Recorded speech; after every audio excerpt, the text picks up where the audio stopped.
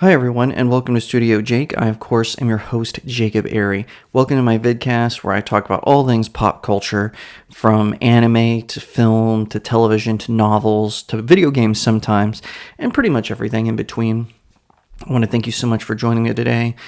I've got a really interesting topic because one of the things I talk about frequently, if you follow me on my website or on my social media, is I am a frequent critic of what I call the mainstream media or the corporate press. I prefer corporate press, but mainstream media people more connect with for whatever reason, even though not guys like me, but people like Jeremy from The Quartering or Geeks and Gamers, they're more the mainstream. They get way more views and clicks than, say, CNN or MSNBC does.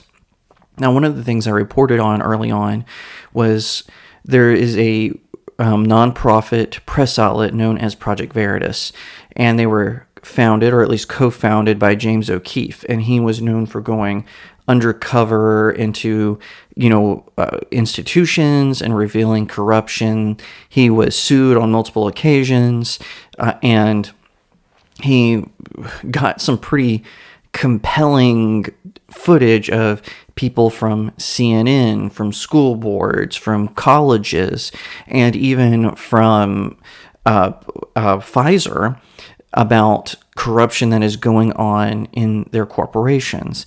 And he kind of does the whole, the thing where, he'll send in an undercover reporter to film them, and then he himself will confront the person with a microphone and be like, hey, did you actually say this?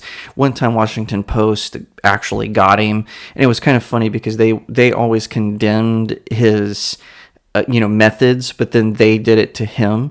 But he always bounced back. He always comes back with this amazing thing. Well, the Project Veritas board turned against him, and they basically forced him to resign. Although there's some debate whether he was forced to resign, whether they relieved him of his duties, whether he quit or he was fired. No one really knows, but a lot of the grievances that they had was all ridiculous. So basically, some of the board members rebelled against him. They lured him into a trap and had a struggle session with some disgruntled employees.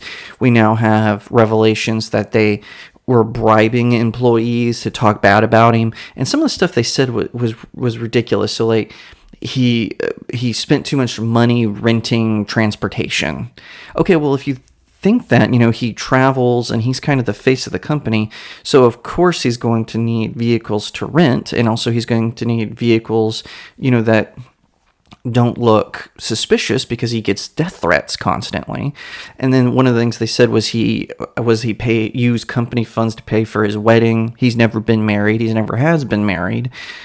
He's not currently engaged. He says he'd like to get married, but it was all like weirdo, bizarre stuff like that just don't make sense, and stuff that could easily be paid back. One of the most egregious ones, I think, was that he said that he was flying to meet a donor, but then he actually met someone who was going to repair his boat or something like that.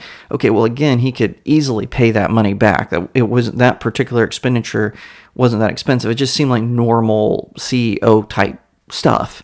But anyway, so he did a video where he talked to all the employees. He said it was private, but someone leaked it on, I think it was Vimeo, and then it went viral after that, where he basically defended himself, and he announced that he was leaving Project Veritas and starting his own thing.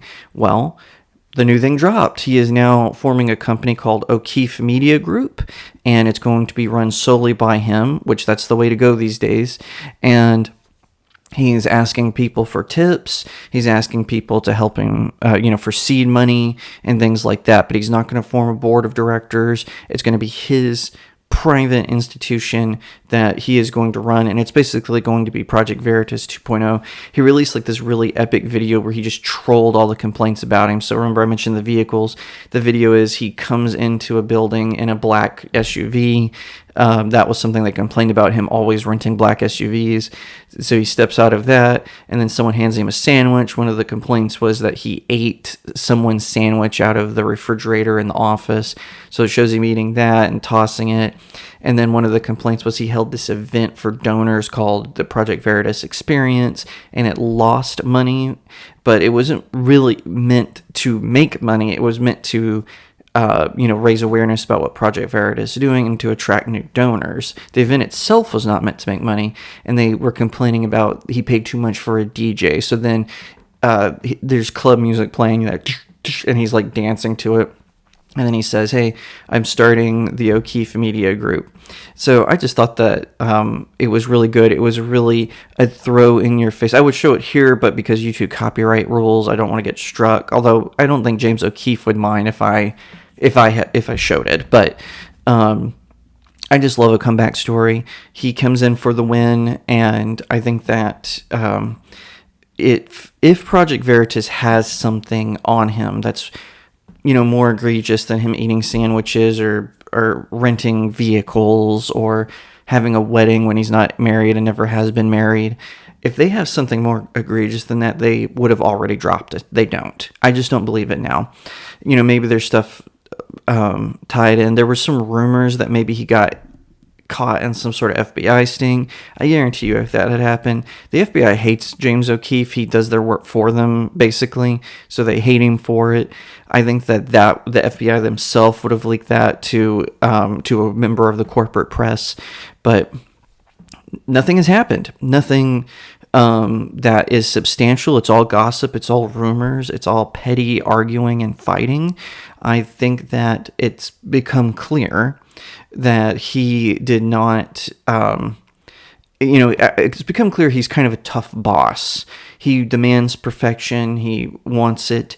And, that's called being a boss. I've worked for several bosses who are like that. And it's part of the game. You just have to get used to their style. And if you don't like their management style, you need to try to find another job. It's just how it works. It's how it all comes together. But one of the reasons I think that the complaints were a big nothing burger is because the whistleblowers of certain corporations, so the ones from the social media companies or from the pharmaceutical companies or whatever it was, they all backed him. They all said, we're standing with him. All of them, as far as I know. No one has come out and said, hey, I'm backing the board. O'Keefe had nothing to do with this. They all did this. And I think Project Veritas will limp along. I think what's going to happen is they're going to pick up some rando conservative person who just needs a job.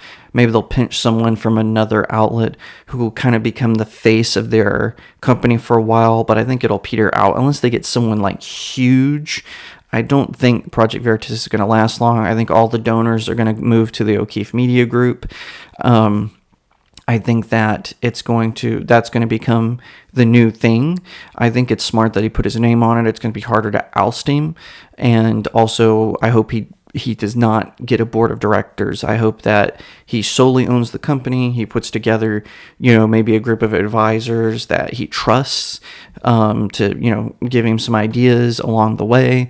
But I always like a good comeback story. James O'Keefe, he is not a perfect person, obviously. He has many faults, but the amount of good that he did when he was running Project Veritas, exposing corruption in the corporate press, in big tech, in pharmaceutical companies, in the government, I think that is something that it should be applauded, and I hope that this new endeavor that he is engaging in will be just as important, that it'll bring more stories out, and that it'll help continue this movement of independent voices, moving into sort of the commentary space, into the news space, because we need it. We need more people like James O'Keefe.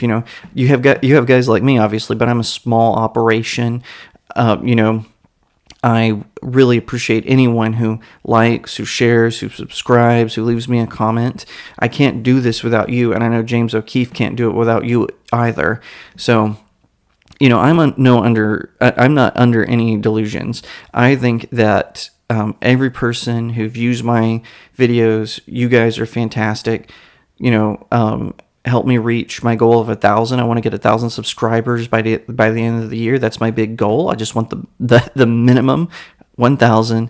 I'm very excited for that, and I'm very excited for what James O'Keefe is going to do in the future.